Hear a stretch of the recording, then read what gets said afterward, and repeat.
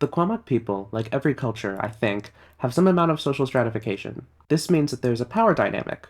There's a hierarchy. Some people are afforded more respect than others. But unlike the culture I grew up in, which stratifies society based on money and gender and class, the Qwamaq structure this stratification on amount of tattoos. The tattooing process is a very intimate thing. The only people who can tattoo you are lovers or a very close friend. The act of tattooing someone is treated similarly to how we treat making out. It would be a little weird to make out with an acquaintance who you don't know very well, even though I've definitely done that before and will do it again. And it would be especially weird to make out with your parents, children, or siblings. The Qwamaq apply this same logic to tattooing. Qwamaq folk usually get their first tattoos between the ages of 14 and 20, but it can take longer depending on how long it takes for someone to acquire a deep bond with someone outside of their family.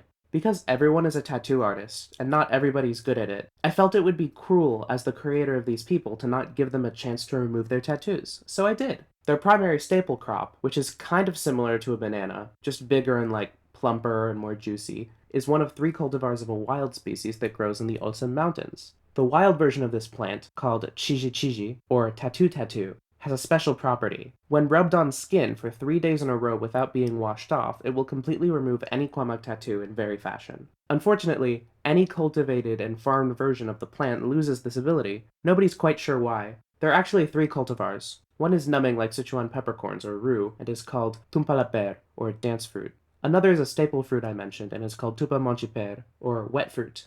And the last one is filled with a paste very similar to egg whites that is full of emulsifiers, kind of like okra, and is called tumpa sekiser, or long fruit. All of these are used in everyday cooking, but none of them remove tattoos. However, they still play an important role in the tattoo culture of the Qwamaq.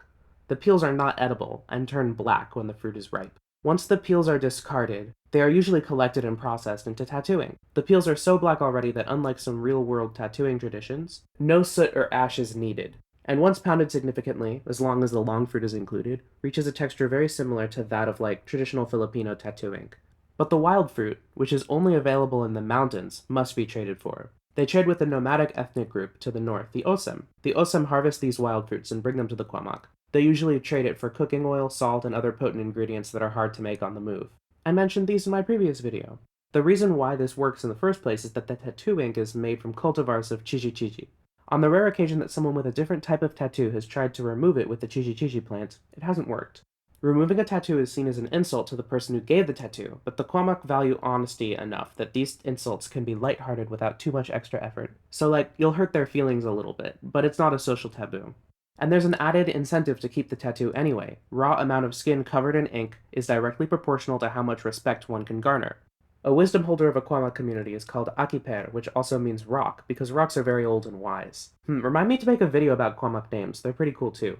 But these wisdom holders usually have sleeves. They frequently have tattoos on their chests and backs and shoulders and legs, sometimes even hands. So what do they tattoo anyway? Well, anything. Bugs are popular. You'll see people with dragonfly tattoos and ladybug tattoos all the time. Getting a bee tattoo is reserved for farmers and songwalkers, though, because it's believed that the circles on a bee's body contain spirits that bring life to the plants in the farms. Oh my, I haven't explained what a songwalker is or what the whole deal with circles is. Maybe I'll make a video about songwalking at some point, but for the time being, know that a songwalker is someone who walks around singing and playing musical instruments, casting spells. It's a very important occupation, because magic is real and the effects are observable in real time. As for the circles, the Qwamaq believe that spirits are attracted to unbroken circles, so they draw circles on everything, on houses, on tools, on the streets, and so on.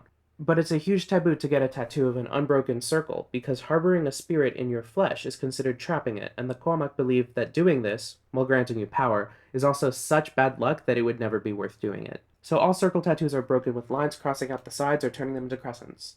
Tattoos can impact the language in a very interesting way. A neologism is a way of describing a new idea. For example, in English, the term internet is a neologism. Before the internet existed, we didn't have that word, and now we do. In our day-to-day lives, we come up with small-scale neologisms all the time. But for the Qwamaq, it's a bit different. It is the responsibility of the community member who has the most tattoos to come up with all of the neologisms, if available. In fact, when trying to figure out how to describe a new thing, Qwamaq folk will drop everything to find the local Akiper to come up with a way of describing it. So that's pretty cool, I think. If I do any more showcases of the Qwamaq ethnic group, tattoos may come up. If you want to see the Qwamaq culture in action, I have a web serial. I've linked to it in the description. It describes my effort searching around Qwamaq for clues about what happened to my great-great-aunt. It's a lot of fun. I update it occasionally. Eat a good fish, and when you're done, commemorate it by getting a tattoo of it. In very fashion.